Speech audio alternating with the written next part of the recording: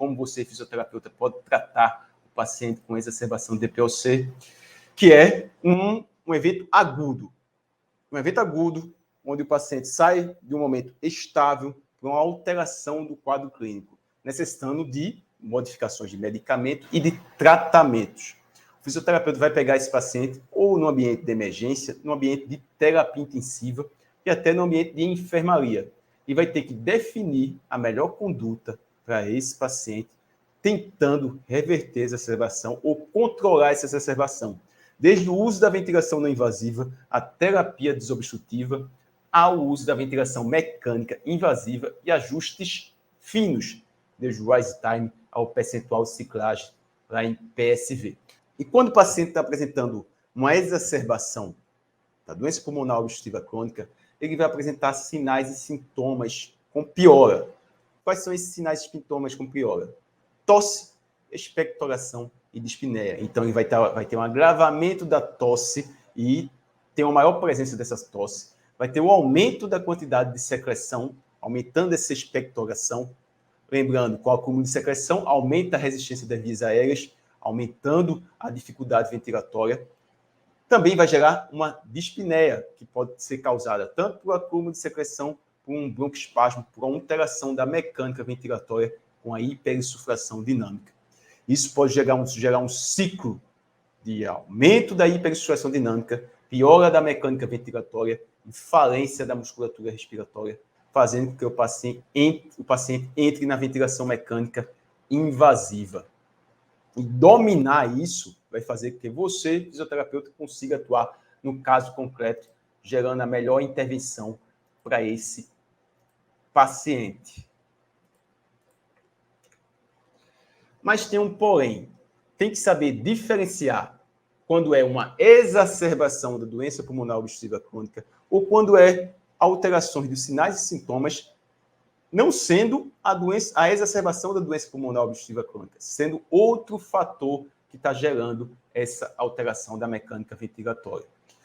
O paciente pode ter a doença pulmonar obstrutiva crônica, mas o que está causando a alteração da mecânica ventilatória ser outras doenças, outras comorbidades. Eu lembro bem, no hospital que eu trabalhava, e aí tinha uma discussão muito grande entre um médico específico, que era cardiologista, um pneumologista, em discutir se o paciente era componente cardiológico ou um componente de alteração pulmonar, com a pneumonia e aumento desse trabalho. E essa discussão chegava no ponto dos parâmetros da avaliação do paciente e dos exames que esse paciente estava apresentando. Como é a fração da ejeção, como é que eles apresentavam de sinais de infecção, e é essa discussão. Então, não é algo bem simples de ser identificado, mas você, como fisioterapeuta, tem que saber que pode acontecer de um paciente ter um pneumotórax, de um paciente ter insuficiência cardíaca, o paciente ter um câncer de pulmão, o paciente ter uma pneumonia, uma arritmia, que está gerando uma alteração da mecânica ventilatória, está gerando uma alteração, mas não ser uma exacerbação da doença pulmonar obstrutiva crônica. Então, a doença pulmonar obstrutiva crônica ela é uma síndrome, ok? Mas nem sempre é ela que está alterada, nem sempre é uma descompensação da doença pulmonar obstrutiva crônica. Você pode ter outros fatores que estão causando a piora da ventilação do paciente e esses outros fatores têm que ser tratados para melhorar essa ventilação do paciente. E aí vem sempre aquela dúvida, o que é que está causando? É a exacerbação da doença pulmonar obstrutiva crônica ou é outra alteração? E para conseguir definir melhor a conduta, ter o raciocínio clínico claro, você tem que ter um processo de avaliação desses pacientes e aí correr atrás de definir a melhor conduta para os pacientes. Então, você pode ter um DPOC, que está exacerbado por agentes químicos ou microbiológicos. Então, ele está exacerbado por broncoespasmo, com aumento da tosse, aumento da expectoração, da dispneia, ou ele pode ter doença pulmonar obstrutiva crônica e ter um pneumotórax que está alterando a mecânica. Ele pode ter doença pulmonar obstrutiva crônica e apresentar uma insuficiência cardíaca agudizada e está dispneico. Está somando o fator já dele ter alteração da mecânica ventilatória com a insuficiência cardíaca. Vai alterar a sua conduta como fisioterapeuta? Vai. Se o paciente tem um pneumotórax, você vai fazer VNI com esse paciente quando esse paciente está o pneumotórax ainda que não está drenado, não está estável, a causa da descompensação é o pneumotórax. Se você pegar um paciente que é DPOC, que está apresentando uma exacerbação e não tem história de pneumotórax, é para ser feita a ventilação não invasiva? É. A gente vai discutir aqui no caso clínico, para deixar isso claro. Você tem que ter um processo de tomar decisão, que você faz o planejamento através de uma avaliação, identificando as alterações cinético-funcionais, definição da intervenção após essa avaliação inicial, execução da intervenção e o controle reavaliando.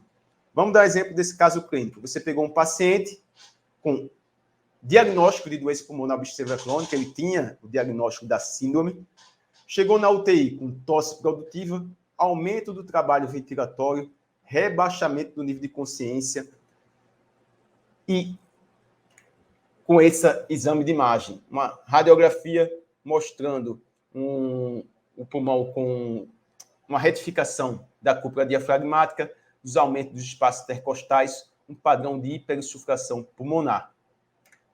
Pegou a gasometria, pH 7,26, um PaCO2 de 58,9, um PaO2 de 55, terminou não aparecendo aqui o bicarbonato, mas era em torno de 22 esse bicarbonato. E aí você tem que decidir a conduta com esse paciente. Qual conduta fisioterapêutica?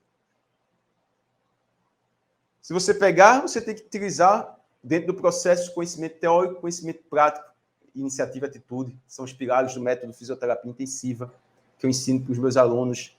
Para você tomar a decisão, você tem que ter conhecimento teórico, conhecimento prático, iniciativa e atitude, e esse processo claro no raciocínio clínico. E o que é que diz na literatura? Desse DPOC exacerbado, com hipercapnia, recomendação forte do uso da ventilação não invasiva. Então, veja, o paciente era DPOC, aumento do trabalho ventilatório, rebaixamento do nível de consciência, com hipercapnia, acidose e uma queda da saturação também, com a queda da PaO2. E aí você tem que definir a conduta. Você avaliou o paciente, viu no exame de imagem não tem presença de pneumotórax, não tem padrão de ter de congestão pulmonar, o paciente provavelmente tem um DPOC exacerbado na ausculta respiratória. Você vê lá broncoespasmo, vê tosse produtiva desse paciente, você é o fisioterapeuta que vai, junto com a equipe multiprofissional, definir a intervenção.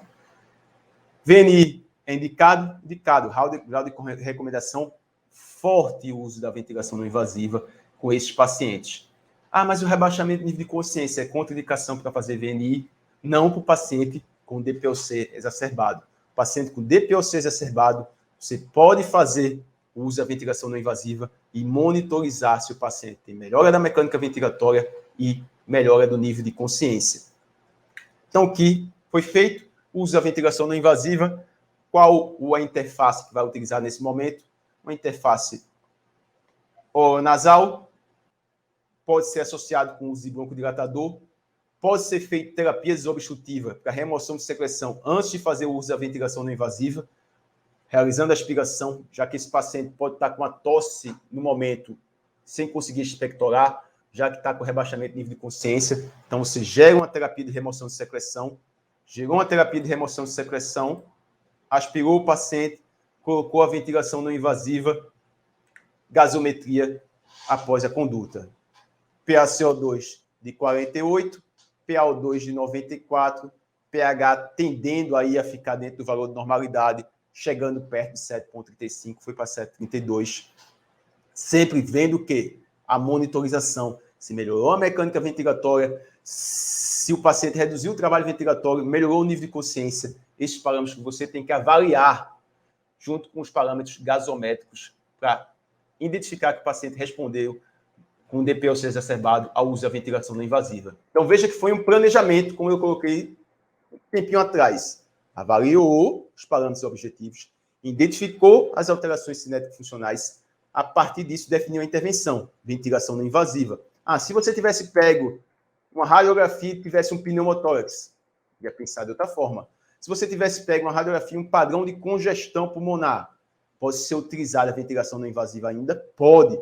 Mas os parâmetros da ventilação não invasiva, utilizar provavelmente uma PIP mais alta, porque a causa poderia não ser uma DPOC exacerbada, mas a congestão pulmonar, um edema agudo de pulmão. Então, para cada caso, você tem que definir uma intervenção com conhecimento teórico, conhecimento prático, e iniciativa é tudo para se posicionar.